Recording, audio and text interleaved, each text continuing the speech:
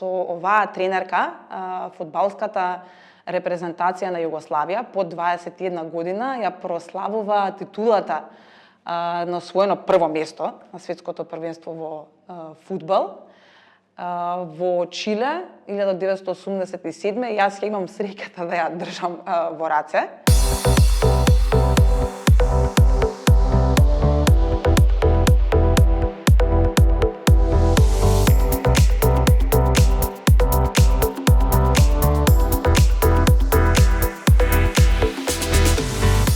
Ирина Михајлова, мајка на 2 машки деца, по професија графички дизајнер, а од неодамна и собственичка на еден многу мал бизнис, всушност онлайн продавница за продажба на гардероба од втора рака, која што моментално доживува една експанзија со додавање на секаков вид на различни предмети. Од 13 години уште знаев дека сакам да се занимавам со уметност и по мали негодувања од страна на моите родители успеав да ги убедам да ме запишат во државното средно училиште за применета уметност Лазар Ричиновски, или попознато во скопските кругови како средно уметничко, и влегов одма на одсекот на кој што сакав со максимален број на бодови.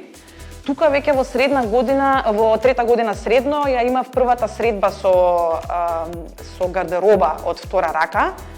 Се сеќавам професорката Лира Грабо по предметот моден дизајн и костимографија ни даде за задача да изработиме кукла што ќе биде инспирирана од 18-тиот век, поточно рококо периодот.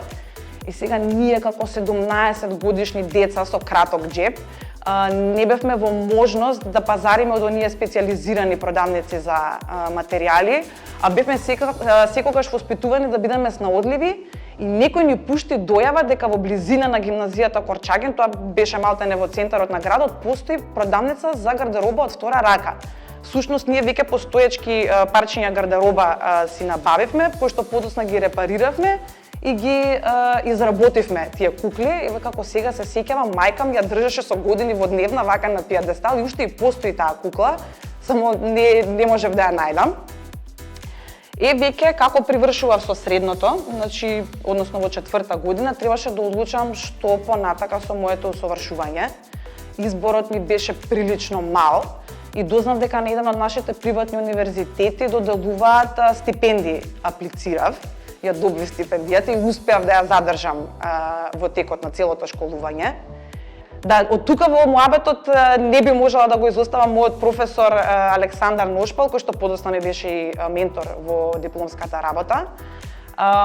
Веруваше во мене и мојот талент уште од самиот почеток и ми отвори многу врати, каде што јас веќе на 18 години кариерно почнав многу да напредувам и буквално проектите ми ги даваше и јас ги нижав само како Гердан.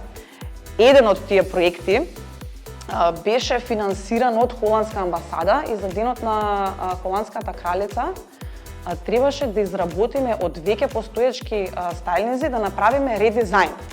Откако дипломирав, одлучив да паузирам една година и да одам да прошетам малце на запад, да видам што се случува таму, и таму се запознавам со фриленсот, односно дознавам дека можеш да го работиш тоа што го сакаш од дома и почнувам да работам по туторијали кои што ги наоѓам на интернет, компјутерска работа. И благодарение на тоа имав повеќе слободно време да шетам, бидејќи сама си го создавав периодот на работно време. И тогаш се сеќавам, бев во Париз, открив дека постојат пазари за старини или така наречени фли маркет, каде што поготово за време на викенди луѓето фамилиарно излегуваат и си пазарат работи од втора, трета па и четврта рак. Кога се вратив во Скопје, бев поканета 2016 за време на Скопје Дизајн Вик да менторирам детска работилница. Тука се случи љубов на прв поглед со Public Room. Веќе следната година ме викнаа официјално да работам во Центарот за дизајн и иновации, каде што бев одговорна за цел креативен и маркетинг процес во фирмата. 2018 доаѓа, 2018 Скопје Дизајн Вик, официјален дизајнер на комплетниот брендинг. Во меѓувреме се случуваат многу настани и ако почнам да ги набројувам, веројатно ќе ни треба уште 2-3 видеа да го снимиме. Public Room ми беше, вработувањето во Public Room ми беше едно ново поглавје во кариерата, значи буквално еден нов том, каде што почнав да работам и на проекти надвор од државата. Проекти кои што беа финансирани од Европската унија, поточно Европа Креатива. Тука би го додала проектот кој што се случуваше во Бриж, Белгија, Small Cities, Big Creatives.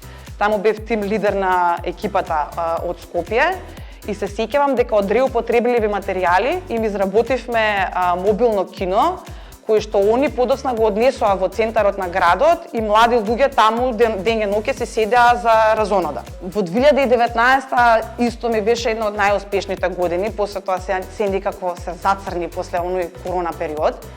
Во 2019 година почнав и да ги организирам поп-ап настаните, како се за пролети.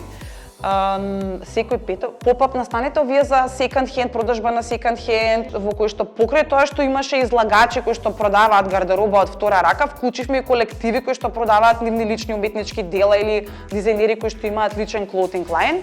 Направивме пакет бургер и пиво за стотче и секој петок имаше различен диџеј што пушташе музика. Значи направивме еден вообичаен after work, многу поразличен од оној што се случува насекаде низ државата.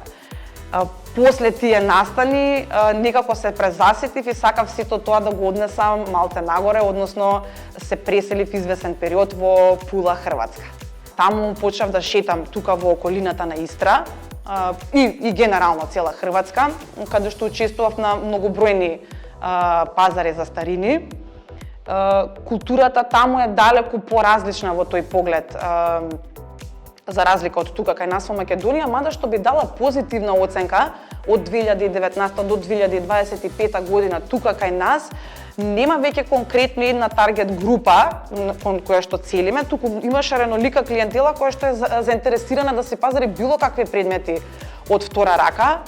Еве сум забележала дека на настани доаѓаат по цели фамилии и семејства кои што си бараат нешто што ќе им се допадне за да си го носат. Баш низ годините нели обично не мотивираат и не инспирираат различни работи во конкретнава ситуација и на конкретнава тема. Мене ме мотивираат лица кои што ја имаат надминато онаа бариера на срам и престиж. Мислам дека е сосема во ред да се дозволи нешто што е во одлична или солидна состојба да циркулира. На тој начин свесно, можеби и несвесно допринесуваме за животната средина. Ако животната средина ти е окей, тогаш и воздухот што го дишеш ќе ти биде окей, што е особено пиплива тема за нас скопјани. И ако воздухот ти е окей, тогаш оние језиви статистики на смртни случаи на годишно ниво, загаден воздух, мислам дека и текако ќе се намалат. Никогаш не одам со конкретна мисија дека барам некое конкретно парче, никогаш не талкам кон конкретна некоја работа, туку купувам нешто што има вредност, а не од материјален аспект, туку од историски аспект. Мислам дека многумина ќе се сетат на овој ретро джем. Ова ми е во наследство останато од баба ми, старо едно 60 на години, изработено е во свиларата Нонча Камишова во Велес. Инаку Марија Камишова Нонча, покрај тоа што била македонски работник, била и народен херој, која што била организатор и на работничкото и на младинското движење. Ваков квалитет на материјал, ваков крој, вакво шиење, мислам дека во денешно време веќе не постои и да постои веројатно чини прилично многу. Тука можам да споменам и оваа црвена мајца која што имам трифтано во Хамбург од цирка 70-тите години. Исто, значи да купиш од овој бренд во поново време мајца, веројатно за некоја година ќе заврши како крпа за бришење брашина. Оно што сакам да го кажам е дека квалитетот од тоа време е далеку далеку подобар од тој што е сега. Покрај гардероба, јас лично и продавам, а и си пазарам за сама себе, различен, како што спомна веќе, различен тип на производи. Оваа црвена застава тука ја најдов на пазар за старини во Љубљана и одлучив дека ќе ја подарам на моето прво дете. А црвената застава има посебно значење за мене, затоа што првата кола на мојот татко беше црвена застава 100 кец, која што му беше поставена во наследство од дедо ми, а во истата си имам возено и јас. Понатаму син што сака може да прави со неја, никогаш нема да вршам притисок дека мора да се работи истото што сум го правила јас, ако одлучи да ја препродаде, слободно може да ја препродаде.